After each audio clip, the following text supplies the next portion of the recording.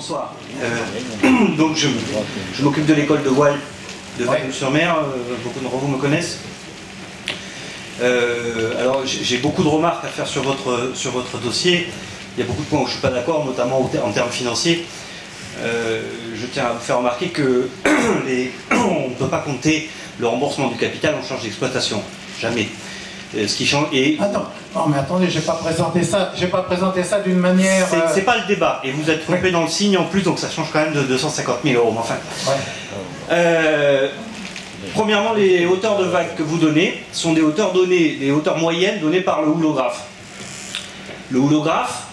Je ne sais pas, moi les hauteurs que j'ai données, ce sont des hauteurs qui ont été relevées par le cabinet Pierre-Louis, ce n'est pas moi. C'est le houlographe, donc le houlographe il se trouve au milieu de la baie. Il se trouve que ce qui nous concerne ne se trouve pas au milieu de la baie, mais à côté de l'île Petite. Donc c'est pas du tout les mêmes hauteurs pour ce qui est des vagues de nord. Ça peut étonner les gens quand on parle de vagues de 2,30 m pour des vagues de tramontane. Ceux qui... Non, des vagues de tramontane, c'est voilà. Les vagues de tramontane font des vagues de 2 mètres au milieu de la baie, pas à l'entrée du port. Pas dans le port, non. Donc, étonnamment, je ne suis pas d'accord avec vous sur plein d'analyses, mais on en arrive à peu près à la même conclusion. Je crois qu'il faut diviser les problématiques du port en différentes tranches. Il y avait la problématique de vagues d'est très très grosses qui passaient par-dessus la jetée, le quai des pêcheurs, et envahissaient, celles qui donc on retrouve dans la vitrine des cafés une fois tous les 10 ans. La dernière grosse tempête, je suis d'accord avec M. Vino, celle de 97, je viens de mettre le film sur YouTube il n'y a pas longtemps. Je vous invite à la regarder. Une vraie grosse, c'est pas les dernières qu'on a connues. Hein. Celles qui traversent la route et qui enfoncent toutes les vitrines, c'est autre chose. Donc ces grosses vagues qui passaient par-dessus ont été effectivement en grande partie, le problème a été en grande partie résolu pour ce qui concerne le port, par ce qu'a fait la municipalité de M. Rouille avec l'utilisation de ces renforts derrière le quai béton, qui, je le rappelle, leur principe premier, c'est la dissipation d'énergie. C'est-à-dire ça agit comme ce que fait les atolls coralliens en Polynésie, c'est-à-dire qu'on laisse venir la vague et elle dissipe l'énergie sur une surface plane avant de taper un mur. Donc ce premier problème est en partie résolu. Le deuxième problème, c'est la submersion du fait de l'élèvement cyclique de l'eau, avec les coups d'est, qui là fait comme dégâts la route le long des vitrines des petits commerces et les vitrines des petits commerces sous les allées Mayol. Ça, c'est un problème qui est vraiment à traiter à part par rapport au coup d'est. Mais le fait que les quais s'abîment, pour moi, il n'a rien à voir avec les coups d'est. Quand il y a un coup d'est, donc cette élévation... Non mais je termine, monsieur, s'il vous plaît, après vous répondrez à mes remarques. Mais cette élévation de la mer, jusqu'à maintenant, tant que les quais au milieu, il y avait des plaques béton, les plaques béton se levaient et allaient au fond du port. Maintenant, ils ont mis des plaques bleues, elles se lèvent moins, elles vont moins au fond du port. Les dégâts des coups d'est actuellement à Bagnols sur le port, c'est de refaire à chaque fois le goudron de la route et les vitrines des locales des allées Mayol. Des locaux, pardon, des allées Mayol. Par contre, la dégradation des quais, elle vient de deux facteurs. Le vieillissement, c'est les quais béton, le béton vieillit, c'est naturel. Et les fameuses vagues de tramontane qui sont beaucoup plus souvent présentes. Bon, alors effectivement, avec Google Earth et tout ça, on peut faire toute une partie de l'analyse. Maintenant, quand on va sur le site, et moi ça fait 20 ans, et je vous invite aussi à discuter avec Eric, avec les plongeurs et avec les employés de la capitainerie. Moi, je suis tout à fait d'accord. La tramontane vient du nord-ouest. Ouais. D'accord? Donc c'est pas un vent qui crée par lui-même des vagues, parce que ça vient de la terre. Non. Il se trouve que le plus souvent en été, la tramontane est déviée par le midjourn, c'est-à-dire le vent thermique de journée. Et quand la trame est très forte et le midjourn la dévie, elle vient de Cap Béar. Et c'est là où elle crée cette houle de 1 mètre. À l'entrée du port, pour moi, c'est 1 mètre, 1 mètre 20. Qui, elle, premièrement, elle casse les quais. Elle abîme au fur et à mesure les quais parce qu'elle est beaucoup plus répétitive que les coups d'est. Et ensuite, elle gêne fortement la présence touristique des bateaux parce qu'elle est insupportable. En termes, dormir sur un bateau dans le port de Bagnols par fort coup de trame dévié par le midjourn, c'est impossible.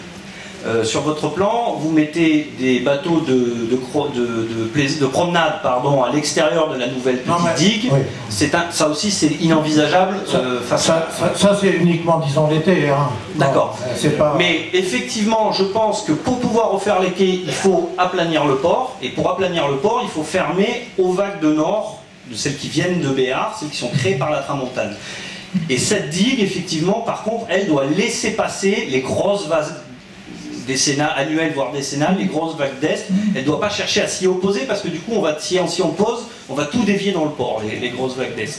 C'est ça que donc je pense qu'il faudrait même aller plus loin. La petite nouvelle digue qui partirait d'île petite, il faudrait qu'elle soit même peut-être encore plus basse. C'est-à-dire qu'elle n'ait comme fonction que d'arrêter les petites vagues d'1 mètre de tramontane qui gênent pour le tourisme et qui détruisent les quais et qu'elle s'efface devant les grosses vagues d'est. Parce que on peut rien mettre, je termine, on peut rien mettre dans cette virgule là-bas par gros coup d'est. C'est illusoire, hein, rien ne tiendra, hein, ça passe par-dessus le monument mort. Voilà. Donc il vaut mieux faire le roseau que le chêne, à mon avis, à cet endroit-là. Oui, alors, moi, et donc, dernier point, après c'est donc une fois que vous avez fermé aux vagues, M. Vinon en parlait, il faut peut-être le faire d'une manière, moi je pense d'une manière un peu différente, mais grosso modo le principe est le même, c'est de fermer. Du coup, si vous avez fermé aux vagues de nord, de tramontane, et que vous laissez passer les vagues d'est, j'avoue moins voir l'intérêt du dissipateur de houle des rouleaux rack, crack. Si, c'est parce qu'on a toujours cette houle de nord là qu'il faut arrêter. Hein. C'est des vagues de nord, c'est pas une houle de nord. La houle, elle est d'est. Il y a des vagues de nord. Non, je parle quand on a des vraies houles de nord. La houle d'est, non. Mais la houle de nord, il n'y en a pas. La houle d'est, comme vous avez dit tout à l'heure, on l'efface, c'est un quai semi-submersible. Alors effectivement, vous avez dit que, vous semblez dire que 2 mètres c'est trop haut. Alors là, je suis peut-être d'accord, il faut peut-être le mettre seulement à 1,50 m. D'ailleurs, vous avez vu, il y en a une partie, je l'ai laissé à 0,70 m. Hein? Mais c'est vrai que là, on peut discuter beaucoup de tout. Non, mais le dissipateur de houle, j'en vois pas l'intérêt à partir du moment où on a arrêté les vagues de tramontane. Et il va servir à rien pour la houle d'est. Voilà. Non, mais c'est la houle de nord là, qui me gêne. Là. Parce qu'elle existe, vous l'avez vu sur... Hein, oui, mais elle existe au houlographe. Elle n'existe pas à île petite. Il n'y a pas de houle de nord à île petite. Oui. Dans tous les cas, si le bonheur, le 32 mars, Roger Rouille revient aux affaires, on a une commission de travaux portuaires qui est presque constituée. Monsieur Vinon, donc il est cordialement invité. Sébastien Beck aussi. Moi, je voudrais dire juste une petite parenthèse, si vous me le permettez. Dire à Sébastien Beck si en 2008, si nous allions continuer aux affaires, l'école de voile n'aurait jamais quitté l'endroit où elle se trouvait. C'est un problème.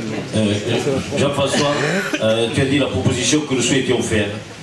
Dans l'hypothèse où nous serons élus, eh bien, M. Beck et M. Vinon seraient des membres, je suppose, très actifs de la commission extra-municipale.